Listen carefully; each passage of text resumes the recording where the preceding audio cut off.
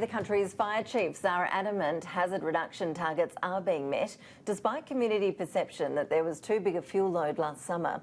For more, we're joined by Sky News political reporter Tom Connell. Tom, last summer obviously is being looked at very carefully for what did and didn't work. You'd think there are plenty of lessons to be learnt. Yeah, and one of those is about actually what the community knows, Ash, or think they know. We know one of the huge issues during that summer, a lot of people were unsure what sort of hazard reduction had happened. There were claims that various areas were a hazard, they hadn't been addressed. So it was really interesting to hear from Rob Rogers this morning from the RFS in this Bushfire Royal Commission. He said a couple of interesting things. First of all, if there are any spots that people have concerns about that don't have enough fuel load removed, they can contact the RFS. But also, this summer there will be active in New South Wales online elements, portals, where you can actually check what hazard reduction has happened in your area. Here he was.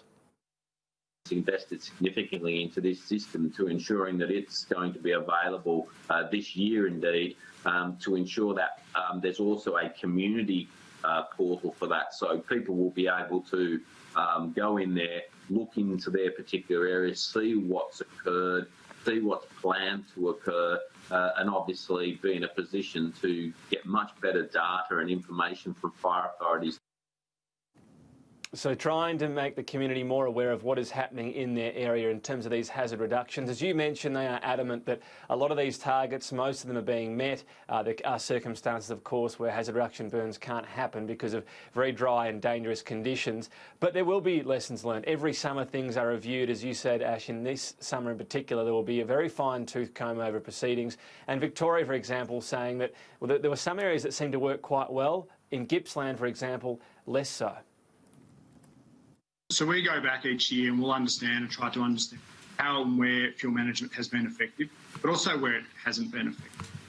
Some of the areas we're looking at right now, and we look into the Hume areas too, we had a significant number of fires start in the Hume area as well as Gippsland. Why was the Hume area, were we more successful in first attack and suppression activities in that area compared to East Gippsland? So much debate about hazard reduction. We're also going to hear today in this Royal Commission more about perhaps whether Indigenous land management options can be used more in the future.